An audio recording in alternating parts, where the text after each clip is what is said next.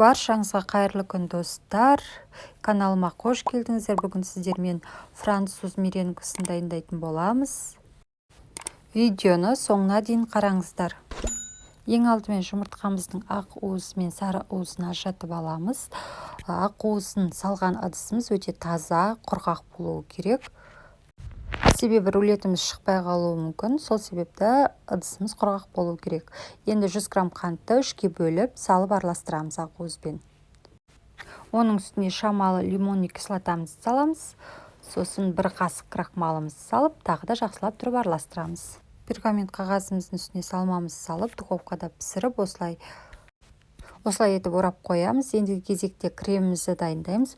Ол үшін бізге маскарпоне, сливки және қант керек болады. Барлығын салып, жақсылап тұрып араластырамыз. Креміміз дайын болса, жаңа піскен рулетімізді жайып, соның үстіне 1 сыдырға етіп жағып, осылай домалақ етіп ораймыз. Мінекей жұмсақ, сондай дәмді әрі тез дайын болатын рулет. Бірі қазіргі кезде сұранысқа ие. Бұл рулетке бар жоғы 700-800 теңгеңіз ғана кетеді. Барлығыңызға жасап көруге кеңес берем. Ұнаған болса лайк басып, комментарий қалдыруды ұмытпаңыздар.